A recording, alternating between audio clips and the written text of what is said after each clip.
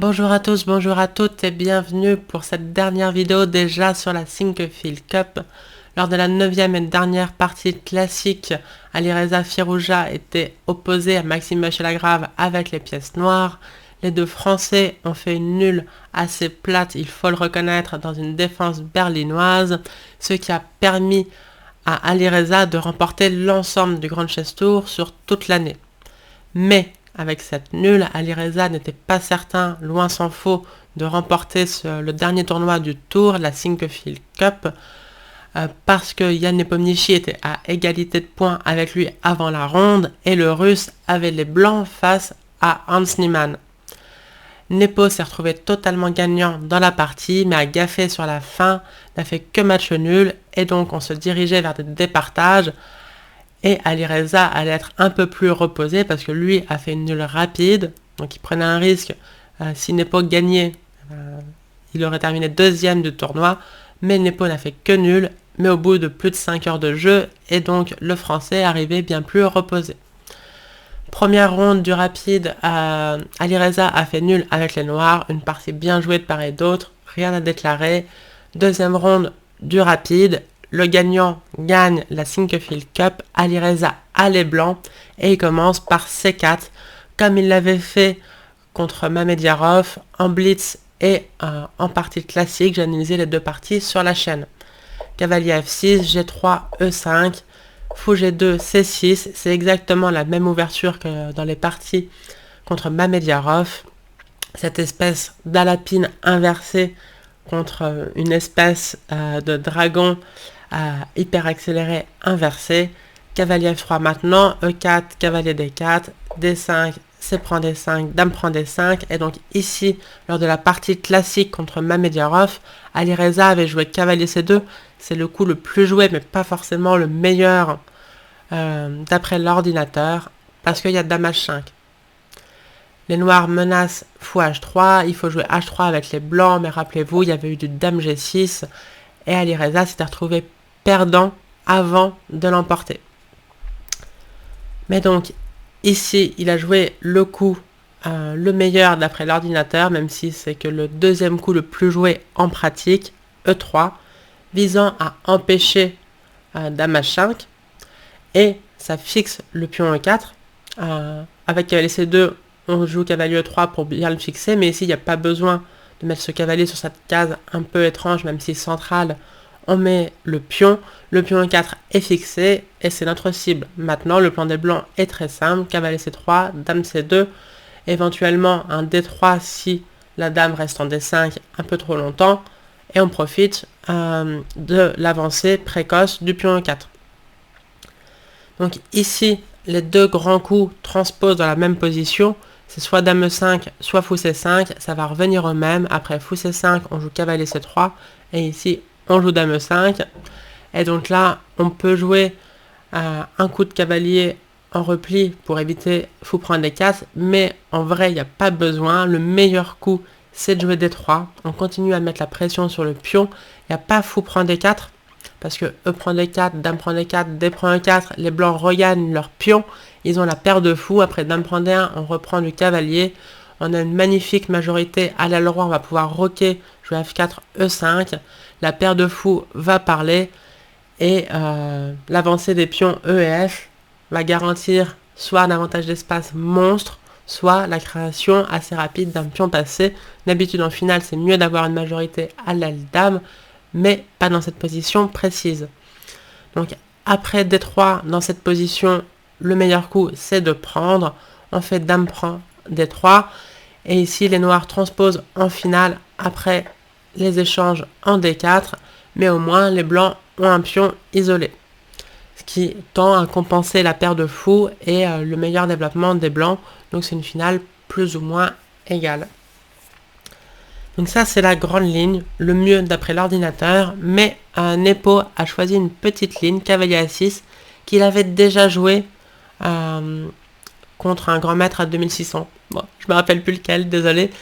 Mais peu importe, il connaissait ce coup, même s'il n'avait pas forcément révisé avant ce départage.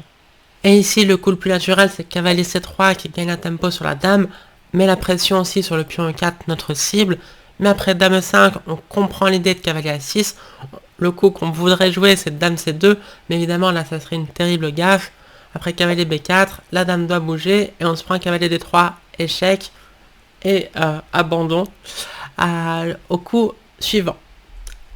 Donc dans cette position, Alireza joue D3, profitant que la dame est encore en D5. On profite du clouage du pion E4. Ici, pas fou G4, ça serait une gaffe. Si la dame devait bouger, ça serait malin de jouer fou G4 d'abord et potentiellement même dame H5 au coup suivant. Mais ici, on a le coup intermédiaire, D prend E4, pas de dame. Il n'y a pas dame H5 parce qu'on pourrait jouer F3. Et les blancs sont totalement gagnants avec un énorme pion de plus central. On peut tenter dame A5 échec. Si les blancs étaient forcés de jouer dame D2, puisque la dame est attaquée, les noirs pourraient jouer fou B4, cavalier C3 et peut-être un coup comme grand roc ou cavalier C5.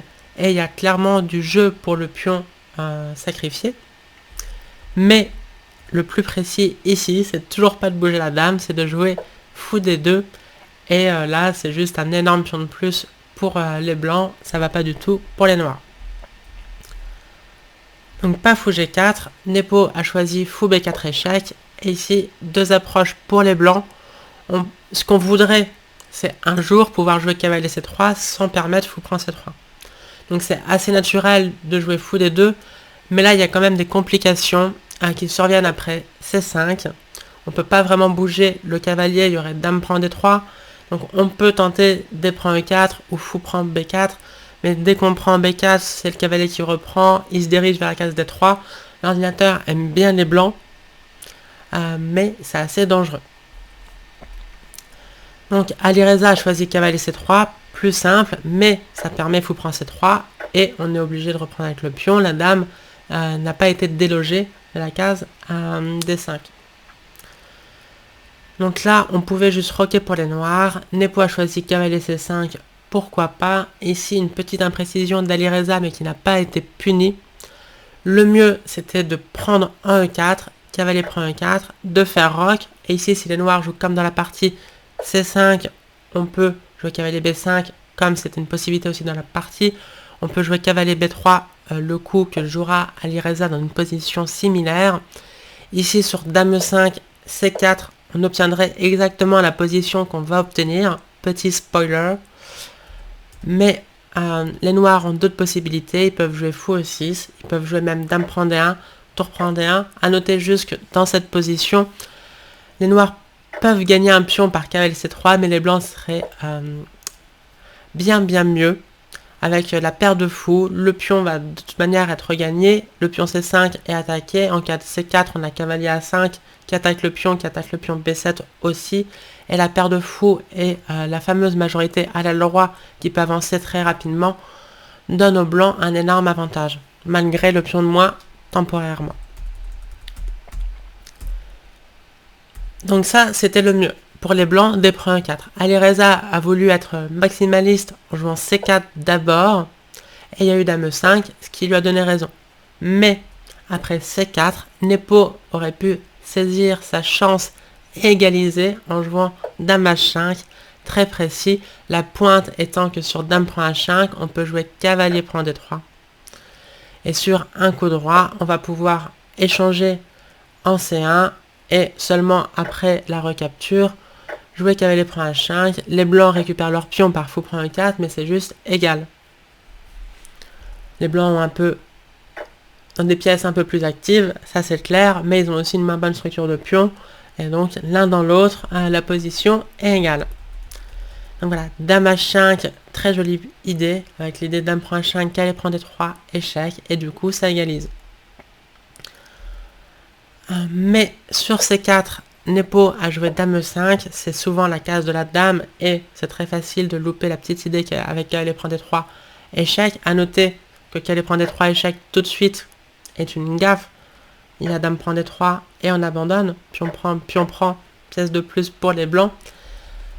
Donc c'est vraiment que après dame H5, dame prend H5 qu'on peut jouer cavalier prend D3. Donc ok, C4, dame E5, ici on menace cavalier prend D3 évidemment, donc D prend E4, on reprend du cavalier C, petit roc maintenant, et C5. Donc là, il y a un choix pour les blancs. Est-ce qu'on met le cavalier en B3 afin de protéger la tour 1, qui sera attaquée par la dame, ou est-ce qu'on tente le plus actif, cavalier B5? Alors, Alireza a beaucoup réfléchi, et il a trouvé le mieux, c'est le coup de repli, cavalier B3. Parce que cavalier B5, c'est une belle idée, mais elle n'est pas optimale. Alors, les blancs sont pas moins bien, mais c'est juste égal. Après cavalier C7, échec, roi E7, on récupère la tour, bravo, mais dame prend un 8, la position est chaotique, les noirs ont pour l'instant un pion de plus. On peut jouer fou prend E4, cavalier prend E4, ça c'est la variante de l'ordinateur, dame D5 maintenant, attaque le cavalier sur échec, dame C2 replace la dame en défense, et ici l'ordi poursuit par dame E5, fou E6, un petit coup de cavalier C7, le cavalier était en prise et il se dirige soit vers D5, soit vers E6, dame prend C4, cavalier prend E6, dame prend E6. Ici les blancs pourraient tenter de jouer avec un pion de moins encore s'ils jouent dame prend G7, mais l'ordinateur dit que le plus simple c'est de répéter les coups et match nul. A noter que les noirs eux aussi peuvent jouer pour le gain avec un coup comme roi F6, dame prend B7, il y a toujours un pion de plus pour les noirs, mais évidemment le roi est en danger et c'est un peu jouer avec le feu. Donc cavalier B5 ne mène qu'à la nulle. Alors c'était pas forcément nécessaire de calculer tout ça, mais c'est très bien d'y penser, il faut y penser, mais il faut aussi s'en abstenir. Donc cavalier B3, bien meilleur. Les noirs doivent roquer, évidemment, il fallait le faire tôt ou tard. Et ici, deux bons coups potentiels. Alireza a là encore choisi le meilleur, ça ne nous surprendra plus. Dame C2 était un coup tentant, mais après fou F5, fou B2, dame E6, les noirs menacent qu'elle prend G3 et donc les blancs doivent perdre un tempo. Et malheureusement, on ne peut pas jouer les complications. F3 serait une gaffe. Cavalier prend G3, E4, ça serait l'idée. Mais ici, il y a une jolie pointe pour les noirs. Après, cavalier prend F1, E prend F5. Si on est obligé de bouger la dame et d'autoriser tour prend F1, ou de jouer dame E3 échec, roi prend F1, ça irait pour les blancs qui auraient la paire de fous entre tour et un pion. Mais ici, il y a le très joli cavalier E3. Et les noirs sont totalement gagnants. Après, par exemple, prise en E6, cavalier prend C2, c'est une qualité de plus. Pas assez de compensation pour les blancs. Donc, dame C2 était tentant, et d'ailleurs c'était assez fort si on s'abstient de la gaffe F3 dans la variante que je viens de montrer, mais le plus fort c'est de jouer F3. C'est un peu bizarre toujours de bouger le pion F de manière générale, a fortiori quand il y a un fou en G2, on lui bloque la vue, mais vous allez voir que c'est très temporaire. Le cavalier doit bouger, maintenant on fait E4, et l'idée des blancs est assez simple, F4 et E5.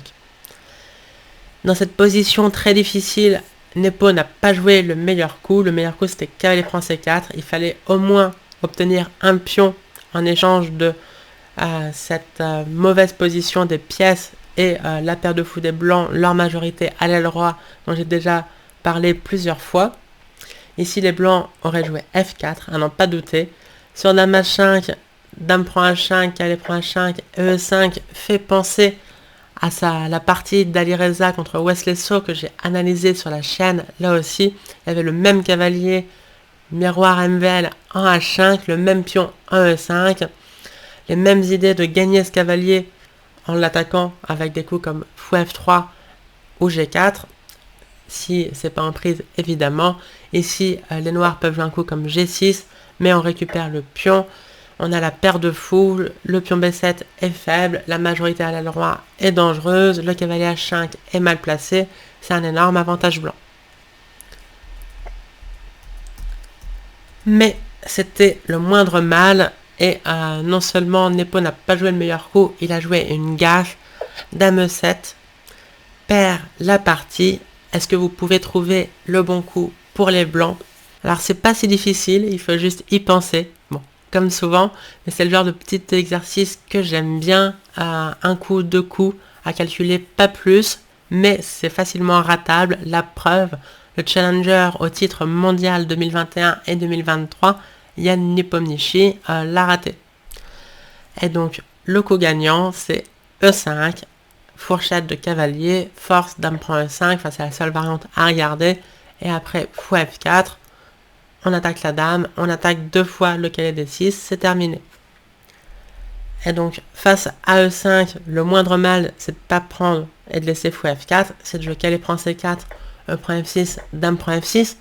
Si on fait le bilan, 2 pions pour la pièce, mais c'est pas assez, et les pièces noires sont pas encore très bien développées. On note que ce cavalier B3 défend toujours la tour 1, donc tout va bien, il n'y a pas de menace chez les noirs. Alireza là a converti de manière modèle, et donc autant en temps normal, la suite de la partie n'aurait pas été très intéressante. Là je trouve que c'est pas mal pour nous, parce que on peut avoir du mal, nous, à convertir, surtout dans nos blitz. Et là vous allez voir qu'Alireza a montré la méthode. Le but c'est pas d'être brillant, c'est pas d'être flamboyant. Le but c'est de maximiser son espérance de gain. Là, à ce niveau, c'est quasiment sûr et certain, je sais pas, en termes de probabilité, c'est du 99% qu'Alireza va gagner, mais ce qu'on veut, c'est augmenter cette probabilité. On ne veut pas gagner le plus rapidement possible, on ne veut pas gagner avec brio en resacrifiant la pièce pour une attaque. Ce qu'on veut, c'est être sûr et certain de gagner. Et donc, ça va passer par le plus d'échanges possible. Vous allez voir. Dame D5 a été jouée, profite du manque de développement des noirs pour récupérer un pion, fou E6, dame prend C5, donc il n'y a plus qu'un pion pour la pièce. Et ici, un coup que les blancs voudraient jouer, c'est dame G5, qui forcerait, plus ou moins en tout cas, l'échange des dames. Donc H6 a été joué, on va noter que fou G5 était aussi pas mal. Donc H6 empêche dame et fou G5, F4 des blancs, tour D8, F5 chasse le fou, B6 petit coup intermédiaire, dame C7, tour C8, autre coup intermédiaire, dame F4, le fou doit maintenant bouger, fou D7, et ici le coup technique de Nepo, dame D4. Menace, entre guillemets, d'échanger les dames. Si la dame bouge, on ferait F6 et on casse le roc, et vu qu'on attaque avec une pièce de plus, l'attaque va être décisive assez vite. Et donc là, le moindre mal, c'est d'échanger les dames. Et donc, ce qui est marrant, c'est que l'ordinateur, dans cette position, il donne un coup totalement inhumain. Il donne fou B7 plus 5,5. Bon, mais ça, c'est un coup délirant, du point de vue humain. Parce que ça enlève un défenseur du roi pour tenter de gagner encore du matériel. Par exemple, là, il poursuit par fou B5, prise. Bon, mais ça, même si on a gagné encore une qualité, je trouve que c'est plus dangereux pour les blancs, parce que maintenant, il y a des cas où on va se faire mater sur la grande diagonale. Il y a des cas où les noirs vont avoir des menaces, et il faudra faire attention, bien calculer pour les parer. Alors, évidemment, c'est totalement gagnant, mais c'est un peu plus risqué. On a déjà une pièce nette de plus. La finale, avec une pièce de plus contre seulement un pion, Alireza va la gagner 99,99% du temps maintenant. Un milieu de jeu avec les fous de couleur opposée, même s'il y a une tour de plus, mais un roc affaibli, on peut se prendre une peau de banane. Donc dame D4, c'est le coup humain qui maximise les chances de gain. Un peu pleutre, mais on n'est pas là pour gagner avec flamboyance, on est là pour gagner tout court. Dame prend D4, cavalier prend D4, tour D8, fou F4, et vous allez voir, Alireza va continuer sa politique d'échange de pièces. Fou A4, cavalier F3, fou C2, un petit coup de G4 protège le pion, qui était attaqué par le coup fou C2, cavalier B2, cavalier E5, fou A4, et ici, qu'est-ce qu'on joue? Et bien tour C1, force l'échange des tours, parce que les noirs ne vont pas jouer un coup comme tour B8, bon, au-delà des découvertes, ça donnerait la colonne C au blanc, et donc tour prend C1, tour prend C1, moins il y a de pièces sur l'échiquier, plus le rapport matériel augmente, si on parle en nombre de points, avoir quelque chose comme 20 points contre 18, c'est bien, mais c'est moins bien en termes de rapport que d'avoir 10 points contre 8, ou que d'avoir 3 points contre 1. Donc F6 a été joué, cavalier G6, cavalier D3, tour C7, et dans cette position totalement désespérée, Nepo a enfin abandonné. Donc voilà, magnifique victoire de notre superstar française et chartraine. J'espère que cette vidéo vous a plu. Si c'est le cas, laissez un petit like. Comme d'hab, si vous voulez me contacter pour des cours, vous pouvez avec les liens dans la description. Et merci à toutes celles et ceux qui soutiennent la chaîne sur Tipeee. C'est grâce à vous que je peux faire autant de vidéos. Voilà, je vous souhaite une bonne fin de journée ou une bonne fin de soirée et je vous dis à très bientôt. Ciao!